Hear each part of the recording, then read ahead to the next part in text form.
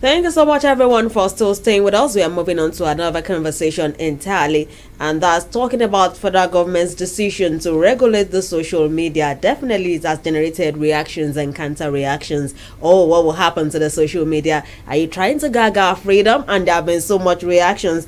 But the Minister of Information, Lai Mohammed, has said that no amount of attacks or criticisms will stop the government from implementing the toughest action for broadcast stations who breach the nation's broadcast code, especially as it concerns dissemination of fake news. This is all we shall be talking about this beautiful morning, and we have an expert in the house, a guest who is a digital marketing expert and CEO ePower, Olubenga Okumbowale. It's good to have you here this morning. Thank you very much for having me. It's great to have you here. Good morning. Thank you. When you actually learnt about the federal government decision to regulate the social media, what came to your mind, given the fact that you are also in this line of work itself? Okay, so the first thing that came to my mind is that the federal government has started again. So I think that the initiative itself is interesting, but the priority is misplaced. Because if you're talking about social media, regulating social media, it can be incredibly difficult to identify fake news. Right? So the first thing we should be talking about is educating the people. Right? Educating journalists, educating publishers, and more importantly, educating the masses, the people that use social media. Are you saying that looking at the structure of journalism we have in the country, we do not have professionals who know their job? Or the problem is citizen journalism, as the case may be. People who just stumble a news item, they've not confirmed, they go on the social media and spread it. Isn't that the problem we're having? It's not the conventional media. It's all of the above, and I'm going to give you concrete examples. All of the above. So, for instance, just yesterday, the military came out to say this Operation Positive Identify Yourself, that was all over the news, that it was fake news. The military came out to say it was fake news. Well, why did it take them a week to actually debunk that? So, why did it take them a week? So, that's a very, very good question, because they should have swung into action sooner, right?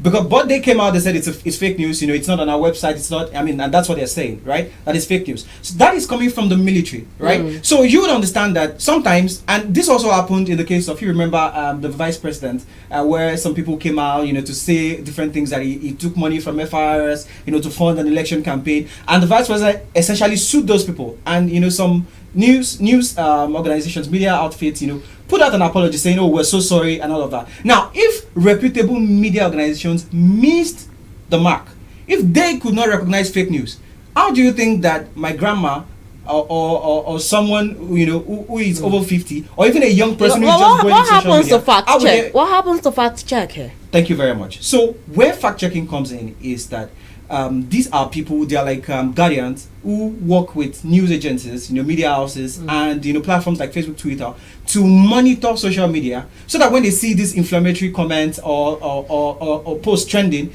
they can then flag it, and check whether it's accurate or not, right? So fact checking is one of the problems we have right now, is we don't have enough fact checkers, right? And there's not enough information, because it can be difficult to identify fake news. Sometimes you visit websites that look like the real thing, and it's until you double check, maybe you check the domain name, that you see, oh, this is not the actual maybe Punch website or the actual IATV website, something like that. It can be difficult, right? And usually because fake news and hate speech, they are usually sensational, right? So they work in sync with something called confirmation bias. If you already believe that maybe Buhari is bad, for instance, you are most likely to like content in that line. So instead of focusing on trying to gag social media or trying to legislate, our focus should be on education. I've not seen a tangible campaign. Beyond that, in as much as it's interesting what you said, but is it not just about our government officials running away from criticisms? Because before now, the social media has been a platform where the people speak, where the people express themselves over policies of government.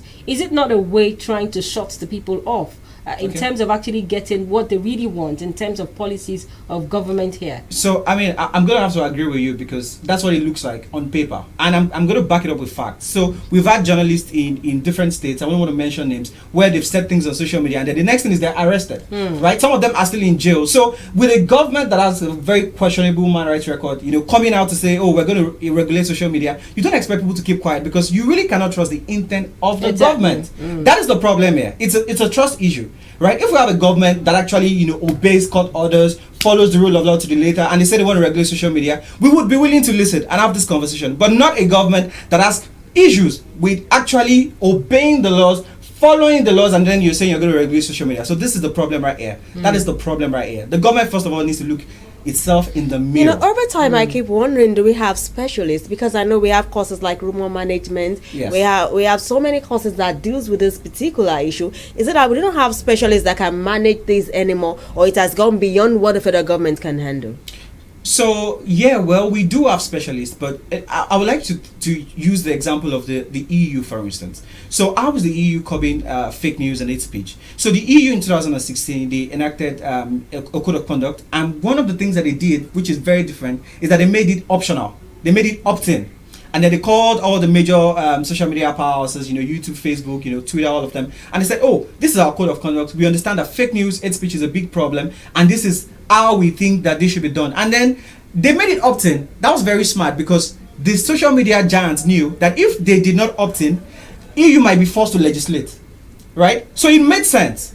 And then they came on board. And now, in EU right now, the social media giants flag comments within 24 hours, 75% of the time. So the EU is really making a whole lot of progress. So instead of you gagging people, because the truth is that if people now have to double check whatever they post on social media, before they post it, if they have to double check, triple check, we didn't offend someone and all, what will happen is Nigeria will become another China, where people's rights and all of that are. It's like the government is literally controlling the part of your life. But if you look at the peculiarities we have in Nigeria, let's look at where fake news stem from. Okay. We had a Trump saying that what most of the media in the US was reporting was fake news, and somehow it trickled down to Nigeria, and every criticism now boils down to fake news, as the case may be. Yeah. A lot of people have argued that there must be vibrant opposition to actually look at some of the policies of government. Yes. When we copying this kind of development in the light we are going, are we going in the right light? Because I know, as a matter of fact, that Trump has said this, but there is no major clamp down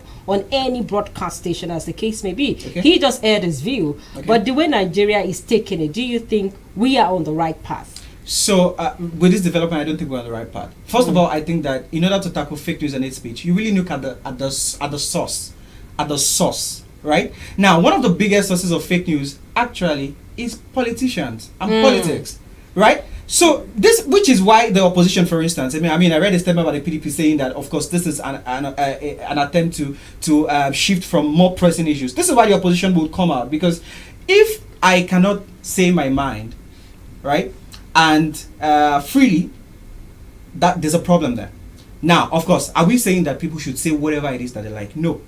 The starting point for me is that there should be education. First of all, people should understand. There should be. I expect the Minister for Information to launch a massive awareness campaign, and not just a one-time thing. There should be awareness on what actually constitutes fake news, what constitutes hate speech, right? There should be engagement. With the way the federal government is going, do you think it will actually hinder or gag people from freedom of speech actually expressing themselves? So, well, yes, even though we've not, seen the full plan, but based on the feelers that we're getting, it might lead to that, right? Because even now, there are activists that are being very extremely careful about what they say. They don't want to offend A or B, because you don't want to end up, being locked up, and that's not the Nigeria that we want. So instead of the federal government trying to, target people, I think the focus should be more on, first of all, educating people, and it's a constant thing. And then after that, then talk about working with the organizations, the big social media giants who are responsible for hosting this content, right? I think the EU's approach is really what Nigeria should be looking at, instead of just directly targeting people or regulating. Is this school of thought that former media. President Goodluck Jonathan had more criticism during his time, more bashes, and he took it like democratically? That is it that we cannot take in criticisms anymore, or we are having more plethora of criticisms that the government can no longer handle it? I think that's a very interesting point, because this particular administration seems to have issues with criticism, right? And I think that the administration should, as a matter of fact, try to grow up. This is a democracy, right? If the only thing you hear from the people is what you want to hear, then the government is not going to move forward. You don't necessarily have to like what you hear from the people. We voted you into power. In fact, whether or not we voted you into power, you are a president, you are the person leading the country. I think that the government has a lot of work to do in this area. Every single thing you don't like should not be termed, fake news or hate speech, and it should not be used, as an avenue to go against political opponents. I think that's very important. Let's also look at the ideology of the internet and, of course, the social media itself. Okay. Those who created the app actually have an ideology in terms of dissemination of information. Yes. Now, if you have a Nigerian system who is pulling away from the rest of the world in terms of allowing a free society where people could actually launch into their various social media platform and express their view, like what we have in the Twitter,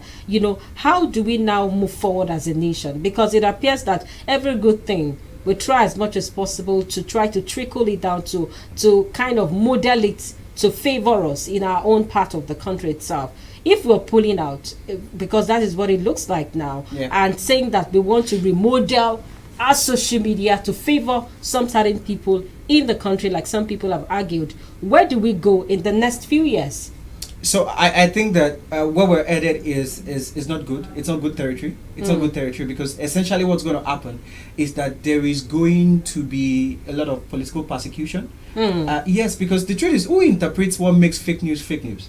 Right? Who says this is fake news? Who interprets it? Right? There's going to be a lot of political persecution if the government is not careful, and we're already seeing this happen even without this regulations and code of conduct being in place. Right? So this is very dangerous territory that we're going into, and I think the government should be careful. And I trust major stakeholders of social media. I trust that they will not keep quiet, because this is not the first time the government is trying something like this. The last time, I think sometime last year, they were trying this and all, and there was a lot of outrage, and the government piped out. I know that the Minister of Information is saying that no amount of outrage or amount of feedback would make them go back, but what every responsible government does is to listen to the people. Do you think this may not be unconnected with the recent arrest and, of course, now the detention of Shuwere? We know, as a matter of fact, that he has a news engine that is just mainly on the social media, and we see the kind of news being sent on that platform itself. Some people will say it's sensational, some people will say it's just against the system. When we have things like this being done because of one person's wrong, some people may say it may not be unconnected with his arrest and, of course, what he's been accused of. When we have this being done, what will happen to the future of having to use the social media as a platform to get in touch with the people? Because not everybody will sit with their TV set and carry your TV set all around. Even the radio can get cumbersome carrying it all along. What will happen to the future of having more news engines spring up to actually tell the populace what is going on? Very true. So I think that what would happen is that essentially the freedom of the people and the freedom of the press would be infringed upon. And I think that a more sustainable approach is really to work with social media giants and to hold them accountable, right? Because you really cannot share content without these guys, without Facebook, without Twitter, without WhatsApp. These are the places where people share it. Now, today it can be incredibly difficult to flag content, on WhatsApp. It's easier on Facebook. It's easier on Twitter. But if you hold these people accountable and say, hey, just like for the big social media giants, so that they are careful about the kind of content and the kind of people that they allow on their platform, that is a much more effective long-term measure, right? Rather than gagging people and preventing people from sharing their opinion and the things that they like. Because the truth is that without the algorithms of the social media giants, fake news cannot spread. What makes fake news spread is the environment, the culture, the algorithms, the code. That's what makes it spread. Earlier on you pointed out the issue of the national identity card, and there is a school of thought that at times the federal government keeps going back and forth because we're talking about fake news. If it could take them a whole week to debunk it, how are we sure that it's not just an afterthought? And we've seen so many issues of that nature where the federal government will come out to tell us something, and in a week or two they will come back to say, oh, we didn't say it that way. People misconstrued. And some people ask, are these not all strategies?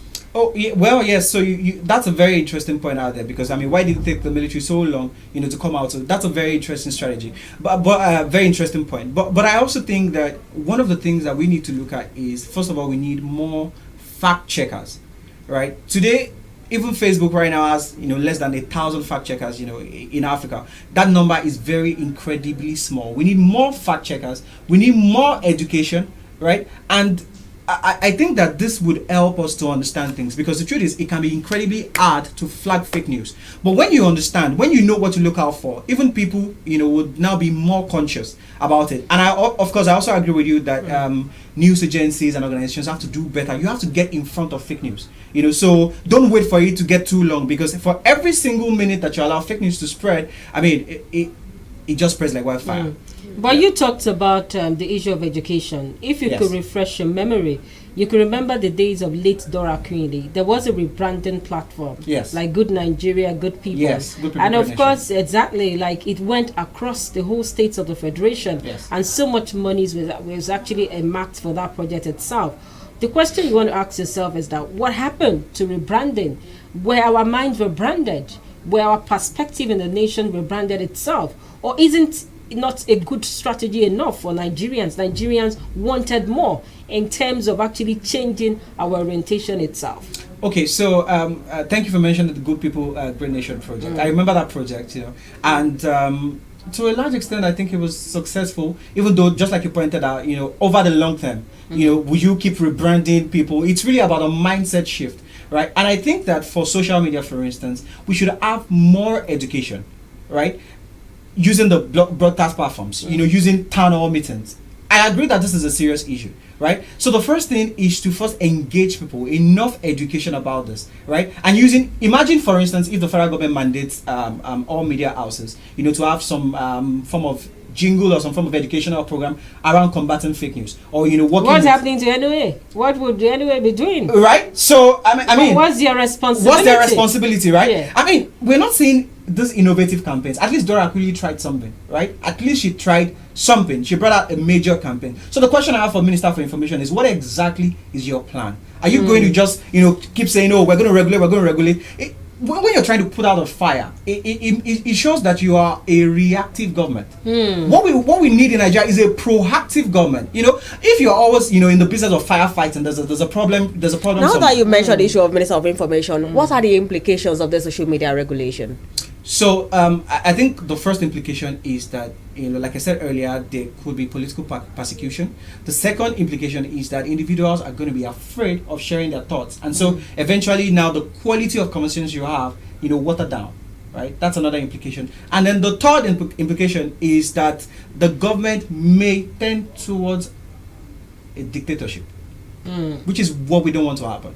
Right, the government may tend towards it, because we're already seeing some signs an anarchy system of government. Yes, because if we have a government that does not obey court orders, and you're saying this same government is going to regulate social media, I mean, it doesn't add up.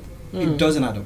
So how best can they handle this so it doesn't get out of hand? Because quite a number of people are agitated that why would you do this at this point in time? Yeah. That Nigerians need transparency and accountability of the process itself. Yeah. So two things. Number one is that, first of all, there should be a focus on civic education at all levels, because right now the people on social media. In what shape will it take? In what shape will it take? Because the old man in the village uses the social media. Thank you very much. The woman selling pepper also uses the social media. Thank you very much. So we need the kind of education that cuts across, that cuts across all kinds of media, right? And then probably uses foot soldiers, right? Think about, for instance, how they do immunization campaigns, where you have people, people going to remote communities, or think about when maybe you want to vote. Or I remember census of 2006, where you have people who actually go into remote communities, because anywhere you have a signal, people are browsing, right? So I get your point about people, even old people, grandpa, my parents, for instance, use social media, right? So we need the kind of campaign, grassroots campaign, that not only cuts across media,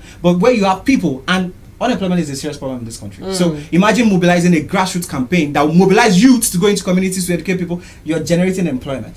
So you can actually turn lemon into lemonade. I mean, but instead of you We've talked about the implications. Now, talking about Yes. the benefits, do you think it will bring sanity to the airwaves? Yes, I think so. And I think that sincerity is a powerful tool. People would gladly follow a leader that shows sincerity of purpose. Even though you may not understand where he's going, you really may not understand it. But if you know that this is a sincere leader, this person is trustable, honestly, if the person says jump, you will jump. So the issue that we have here, the biggest issue about this is trust. Do I trust that this government has my best interest at heart? Do I trust that they mean what they say they mean? Do I trust that there is no ulterior motive to this? Which is why I strongly believe that an education-based campaign, a national campaign, is the way to start. And engaging with this big social media companies. You kept is the on second talking point. about campaigns, but we don't know that so many campaigns in Nigeria, they are actually short-lived. You hear about them for a time and it dies a natural death. So how do we sustain this? So this is something that we can even take to schools, right? Think about it. The secondary school students right now, have mobile phones. They have. What is our civic education about, right? We need to look at school as a where, right? I know that in universities, for instance, you have electives. So we should start having interesting courses like like social media, right? Like responsible communication. We should start having these things so that even across secondary schools, universities, you have some form of education that teaches you, because nobody literally teaches you how to use the internet. You just grow up, you pick up a phone and you start browsing. Nobody teaches you how to use it. So I think that how to sustain it is to look at institutions of learning, right, and to make sure that we have. Is the social media really our problem in the country? That's a lot of questions people will ask, because there appears to be quite a number of issues bedeviling the country. You talked about the issue of unemployment. Yes. How many young persons graduate who have PhD, have good jobs that are well paying? When we have instances like this, and the government actually feels that social media clamped down is the way out of it, is it really the problem that we are having in the country, or much more than that? So I agree. I think that this is a case of misplaced priority. The truth is, we have so many hungry Nigerians. I mean, I was watching IATV, before I came on screen, and I saw 90 million people living in extreme poverty, right? And that's like almost half of the country. So we have a country of very hungry people. A country of people who are unemployed. I mean, 55.4% of young people are unemployed. That is a staggering number. So we, instead of the federal government focusing on fixing all of this, trying to regulate social media is like trying to chase the shadows, because it's not going to solve the problem. In the end, you probably have a lot of people locked up, in the cell, but it's not going to solve the problem. You really want to tackle these issues. More important issues. I think that when you look at a scale of preference, or priorities, what are the pressing issues in this country? But really, how can we tackle intolerance? Let's. I keep mentioning Lebanon. Of course, we saw what happened. Yeah. Protesters were on the streets for a long stretch. Yes. And we had the system resigning, saying that I cannot allow Lebanon to die. I must just step aside and go, and he resigned. Yes. How come we do not tolerate that in Nigeria? Because we keep claiming to be giant of Africa. We have done this. We have initiative with other part of the world, but somehow we are not leading by example in terms of being giant of Africa. How do we have this level of maturity where we allow the issue of tolerance, especially political tolerance, and of course criticism, striving in the nation itself? So I think it's a function of the kind of leadership that we have, where we really do not understand what leadership is all about. I think that we have a political class that believes in transactional leadership, because the only time you see our elected leaders is during election time, when they come around to share money and remind you of promises that never happen. That's like the only time you literally would probably see a famous face around, right? But then what is really leadership about? Leadership is about character. Leadership is about competence. Leadership is about a love for the people. Leadership is about vision. When you see these four things, and the question is, how many Nigerian political leaders have these four things? How many of them have these four, all four intact, or at least 3 out of 4 intact? So there is a fundamental issue with the political class, where there is no real orientation of what leadership is all about, which is why it's very difficult and hard for you to see a Nigerian politician resign. Like, so we never how do we now change the narrative? narrative, this scenario that you have actually painted? How do we change the narrative? I think one way is for young people to get involved in politics. Is for young people to get involved in politics, and for is there access for young people to get involved? I know. We have the Not Too Young to Run. Not Too Young to Yes. Run Act already. Yes. But how much more does a young person have access? It's very to true. Political office. It's very true, because politics in Nigeria is very expensive. I mean, to run a campaign in Nigeria, we're talking billions. If you want to be a governor and you don't have billions, or you don't have somebody that has billions backing you, you are most likely not going to get there, right? So yes, that is a big issue, but we have to start from somewhere. Right, probably joining the political party, or even registering to vote. Right? I mean, during the last elections, I know a lot of young people that were like, "I'm not going to vote. My vote doesn't count." I'm like, if you don't vote, the opposition or whoever it is you don't want to enter has already won. So I think we need to start from somewhere, right? And I'm very excited that in your state, for instance, we have a very young, commissioner and all that. We need a blend of both the old and the new. I was about asking you that. Yes. Is it about the age or the mindset? Yes, it's about a mindset, but then there is also something about having a blend of both young and new in an administration. The truth is that the older people, they are seeing from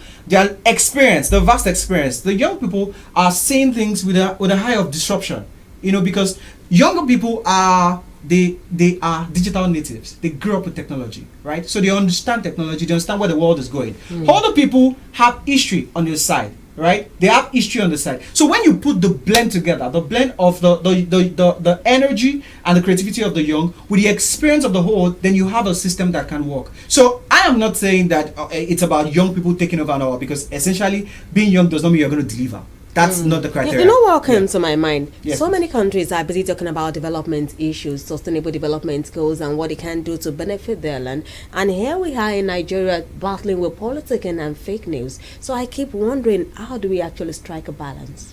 Well, to be fair, fake news is a problem, everywhere. To be fair, even in the United States, so President Trump always talks about fake news, especially news he doesn't like. He calls it fake. So it really is a problem. But I think that our focus as a country, should shift. We are not doing enough to empower people in terms of human capital development. And Bill Gates said this when he came to Nigeria. He said, Nigerian politicians are spending money on roads and bridges, which is fine. But then look at the amount, allocated to health, to education. We're talking about, less than 4%.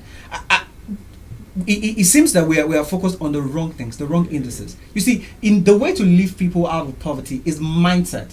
And mindset starts from quality education. And health. If people are not find healthcare expensive or difficult to access, how would they live long enough to enjoy the life that you're planning for them? Who are the people that will apply these roads that you're trying to build? Who are the people that will apply these railways? So we need to really look back and check our priorities as a nation. Are we focused on the right things? Are we chasing the right things? How do we create this understanding? Because it appears that the bridge between the governed and those that are ruling, somehow the government and those that have been governed here is very wide, the gap here.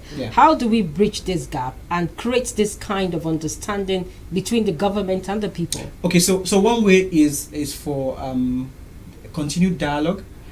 Because if there's one thing, do they have listening ear here? Even if you're talking about continuous dialogue. So that is another issue, right? Two issues: continuous dialogue and then listening ears. Because if you look at the advanced nations of the world, one of the things that they have going for them is that you see some of these politicians having a lot of town hall meetings, using the online tools, social media to engage with their constituents, right? And then of course they now take action, because I agree with you. There's no point in me talking to you, giving you feedback, if I know that you're not going to listen, that you're going to do exactly what you have in mind. So I think that we need our political class to realize that the way to get the trust of the people is for you to show goodwill.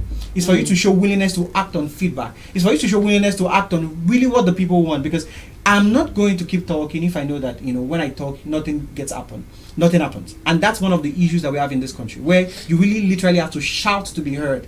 Right, I remember earlier in the year when I had issues with my passport. It took writing an epistle on social media, and it actually went viral. It took that, where it got picked up by major news outlets before I could get my passport. Now the passport I've been trying to get for months, guess what? I got it within 24 hours of trending on Twitter. That is to tell you that, you see, it's not as if that passport, got flown in from abroad, or they did some magic overnight. The passport was already there. But because I made noise, I shouted. And I think that this is not a sustainable way. Before we let you go, the government has also approved an upward review of fines relating to breaches on hate speeches, inciting comments, and indecency from 500,000 to 5 million for breaches relating to hate speeches. How will this affect broadcast stations? Okay, so first of all, we know that the government is trying to raise money. So let's not just look at what the government is trying to do. Let's look at why. Even the finance minister said it, that the government is broke in terms of revenue. They're trying to raise money. So this is a drive.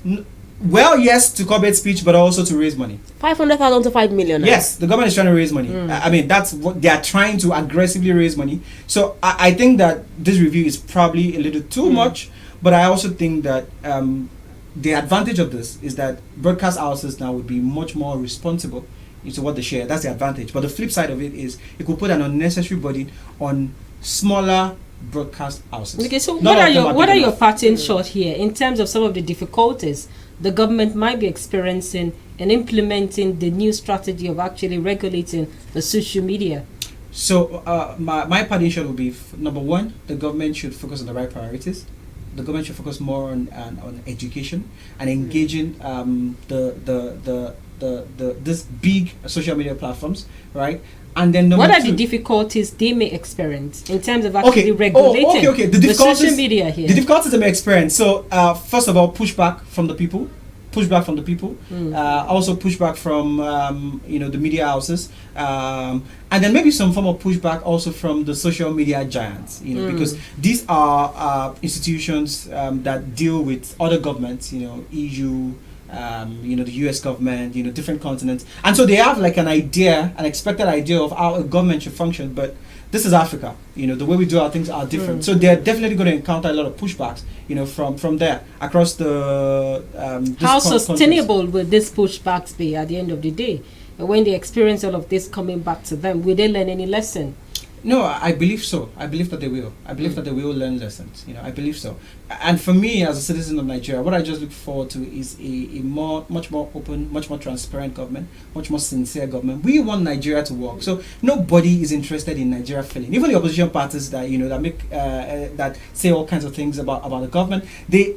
Essentially, we all want Nigeria to work, and I think for that to happen, we need to have a sincere government. We need to have a proactive government who is not in the business of fighting fires, but in the business of making sure that the fires don't start in the first place.